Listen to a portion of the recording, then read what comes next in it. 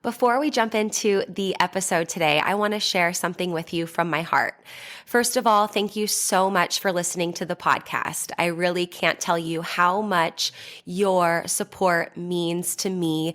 We've been doing the podcast now for almost 4 years. I can't even believe it. And I'm so grateful for each and every single one of you that listens, shares an episode with your friends, sends me a DM or a text message letting me know how an episode resonated with you or any aha moments. Seriously, I couldn't be more grateful to be able to create this podcast. It has been such a blessing in my life, and I love hearing the ways it's been able to provide value in yours as well. One thing you might not know is how much work it takes to be consistent with a podcast. In fact, did you know that the majority of podcasts don't make it past episode number 10? And we are well beyond that. And it's just a lot thinking of the episodes, recording them, editing them, managing the guests, making sure that everything runs smoothly and gets uploaded consistently and regularly. And so that's why I have created an amazing opportunity for you to support the podcast monetarily. And in exchange for that, you will get exclusive premium subscriber content. So for as little as $3 a month, you can become a premium subscriber of the podcast. And every month I will upload new voice-guided workouts and breathwork meditation audio for you. So that way you can work out with me, coaching you in your ears. You can also take a moment to reduce your stress and relax and come down and ground down with one of my breathwork audios. So if that is on your heart to support the podcast for as little as $3 a month to become a premium podcast subscriber, I can't tell you how much that means to me and the growth of this podcast. I appreciate you. If you're interested, click the link in the description, become a premium podcast subscriber, new content every month, and while supplies last, I'll send you an exclusive podcast coffee mug so you can have your self-love and sweat coffee every morning. I appreciate you. Now let's get into the show. Welcome to Self-Love and Sweat, the podcast, the place where you'll get inspired to live your life unapologetically, embrace your perfect imperfections, break down barriers, and do what sets your soul on fire. I'm your host, Lunden Souza. Hey, have you grabbed your free Self-Love and Sweat monthly calendar yet? This calendar is so amazing. It comes right in your inbox every single month to help you have a little nugget of wisdom, a sweaty workout, a mindset activity, just a little something to help keep you focused and motivated and keep that momentum towards your goals. So every day when you get this calendar, you'll see a link that you can click that will lead to a podcast episode or a workout or something that will be very powerful and quick to read. And then you'll also see on the top left corner of every single day, there's a little checkbox in the calendar. And what that is that's for your one thing. You can choose one thing every month, or it can be the same, something that you want to implement, and make this something that you can easily implement, like daily meditation or getting a certain amount of steps or water, for example, and staying hydrated, and even taking your supplements. This can be something if you want to get more regular doing a particular habit and routine, you can choose what that checkbox means. So if you want your Self-Love and Sweat free monthly calendar delivered right to your inbox every month on the first of the month, go to lifelikelunden.com/calendar, fill out the form really quickly, and you will have your calendar in your inbox within a few short minutes. That's lifelikelunden, lifelikelunden.com/calendar. Go get yours for free and enjoy this episode. Welcome back to the podcast and today's quick mindset reset, all about non-judgmental communication, specifically giving you questions that you can ask somebody else instead of telling them what you think they should do or are supposed to do. So I've talked about on the podcast before, on previous episodes, the importance that or how significant it's been in my life to let go of the shoulds and supposed tos. The things that we think we should be by a certain age, we're supposed to do. Oftentimes that dialogue can run rampant in our minds.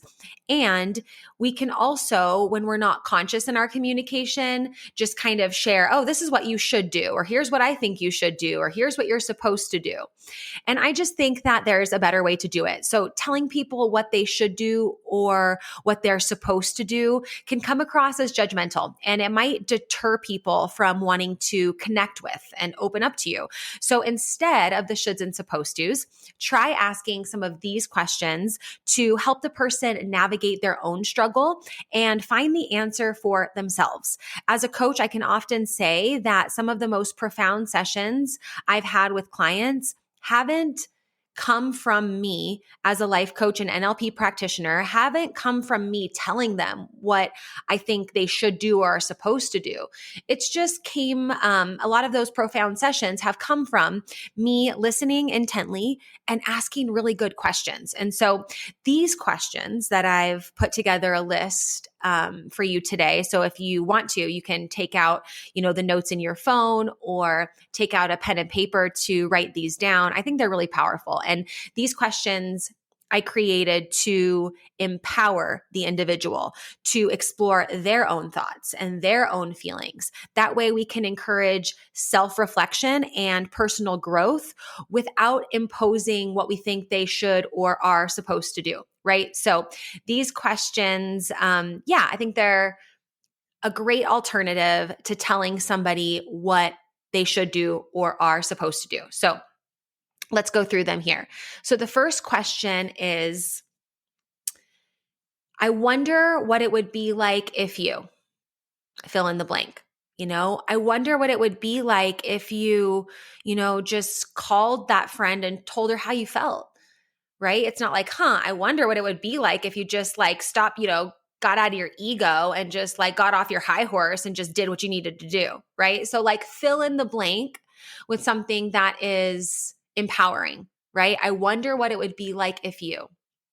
Have you ever thought about, right? Have you ever thought about reaching out to that person and having a conversation, right? If someone, instead of saying oh, you shouldn't, you're supposed to reach out to that person and tell them right away how you feel, or you should call them, or you shouldn't, right? There was recently a situation where I leaned into an uncomfortable conversation, and after sharing it with some people about I'm thinking about having this conversation, they were like, oh, you should just ignore her. And I was like, I don't think that that's what I want to do, right? So have you ever thought about, what would you advise? So that was the first two questions. I wonder what it would be like if you fill in the blank. Have you ever thought about fill in the blank? What would you advise someone to do if they were in the same situation? Right? If someone's venting and they just aren't sure what to do, instead of just saying, here's what you should do, here's what you're supposed to do, you can say what would you advise somebody else if they were in the same situation? Another way to say this too, I wrote down is, if you weren't you, what would you tell you to do? I like that. That resonates with my communication style. I'd just be like, hey, if you weren't you, what would you tell you to do? What would be your advice to you? Another one is, what next action step would be most in alignment with the person you want to be, right? If a person's struggling and not sure what they should do next, what that next step is, instead of just saying what's the next best step, we can actually say what next action step would be most in alignment with the person that you want to be, right? A person might be what's the next best action step? And it might be to tell that person to stick it, right? Tell that person to fuck off, to tell that person how I really feel. But being able to position that question in a way where it's okay, what would that next action step be that's most in alignment with the person that you want to be? So then the person you're asking that question to can reflect, okay, what's my instinct, that I just want to my first reaction response I would want to do, but let me look at it from the perspective of the person that I want to be, right? Another question, when you envision your ideal outcome, what does it look like? right? Sometimes we're just thinking about that next step or what we should do next. But when we're able to look at the finish line and look at the ideal outcome, then the next best step might be more obvious when we look at it from that outcome perspective. Another question, have you ever been through a similar challenge and overcame it? What did you do? Sometimes we can get so tunnel vision and focused on the particular problem at hand or challenge at hand that we forget to look at the history of ourselves and be like, oh, wait, I've done something hard like that before, or I've gone through a similar challenge before. What did I do?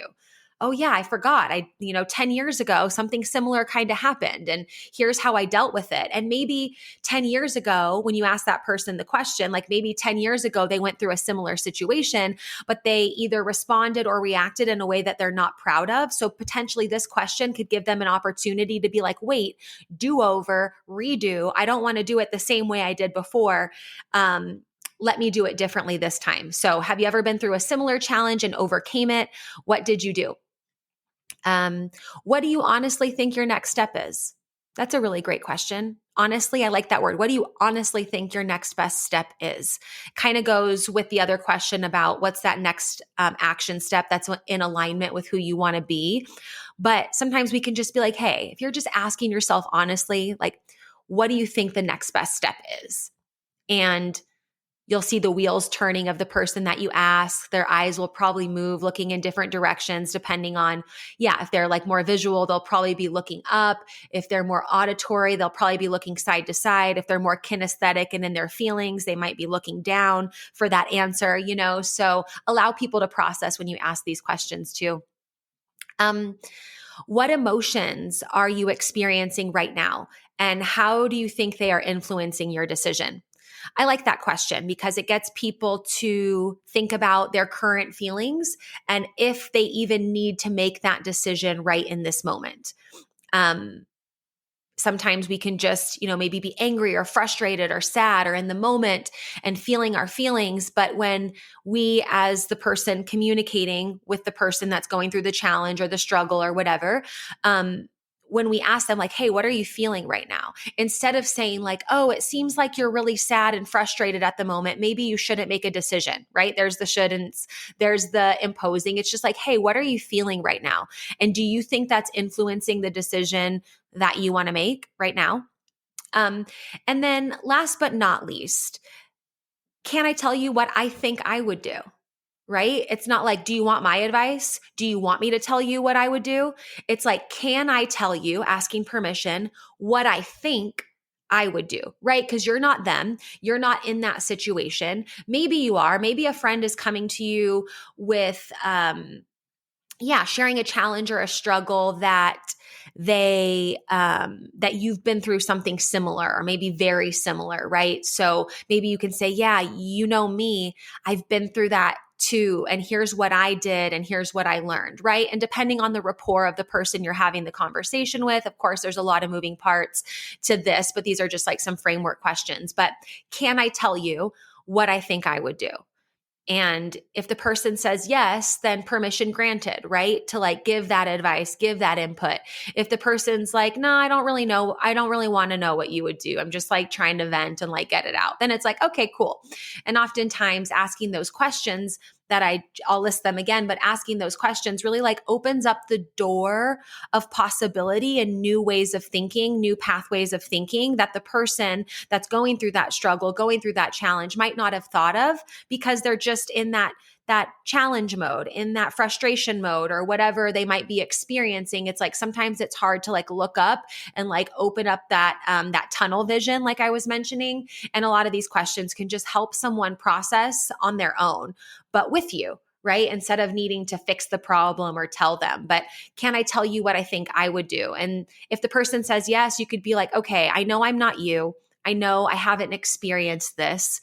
And based on what you're sharing with me and what I'm now thinking in the moment, here's what I think I would do, right? Because you didn't plan, like, I think saying it like that is helpful because it brings like awareness to the fact that like, hey, what I'm about to say about what I think I would do is pretty much compiled of just the last few minutes of you sharing and me kind of processing and what I think I would do with the information I have now, right? Like I haven't slept on it. I haven't really thought about it a ton, but based on what you've shared and like my model of the world and what I think I would do, here's what it is. So let me list those questions again if you want to write them down.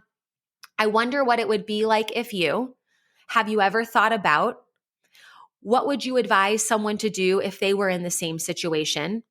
If you weren't you, what would you tell you to do? What next action step would be most in alignment with the person that you want to be? When you envision your ideal outcome, what does it look like? Have you ever been through a similar challenge and overcame it? And what did you do? What do you honestly think your next best step is? What emotions are you experiencing right now, and how do you think they are influencing your decision? And then lastly, can I tell you what I think I would do? So those are just some questions that you can choose to use in conversation when you have this awareness of like, oh, I'm about to tell somebody what I think they should do or are supposed to do. And I don't know how you feel, but when someone comes to me and tells me what they think I should do or I'm supposed to do, it's not my favorite thing in the world unless I ask the person, like, what do you think I should do? Right. And I have that deep rapport with that person. But sometimes, in those connections that don't have a ton of rapport, maybe you don't have that deep connection like you might with other people, I think these questions can be super helpful. So thanks for joining this quick mindset reset. I hope you have a really wonderful day.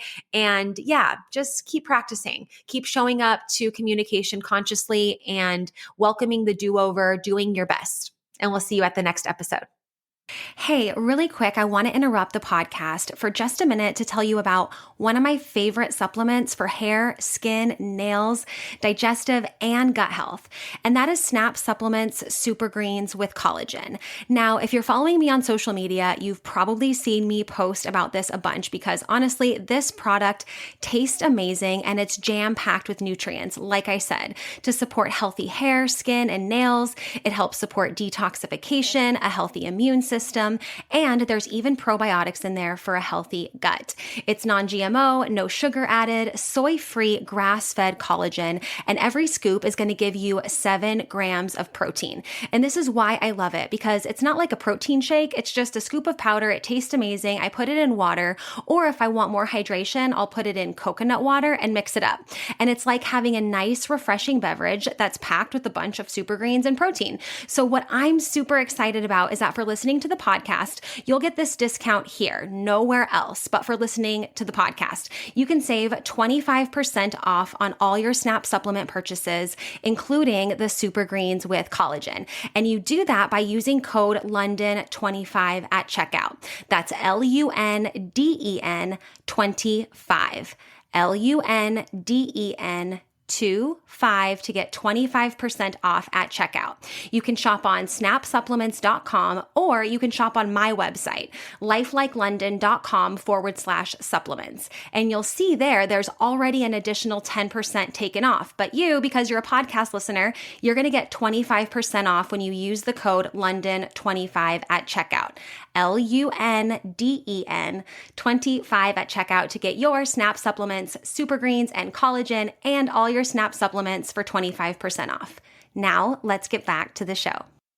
Thank you so much for listening to this episode of Self-Love and Sweat, the podcast. Hey, do me a favor. Wherever you're listening to this podcast, give us a review. This really helps a lot. And share this with a friend. I'm only one person, and with your help, we can really spread the message of self-love and sweat and change more lives all around the world. I'm Lunden Souza, reminding you that you deserve a life full of passion, presence, and purpose, fueled by self-love and sweat.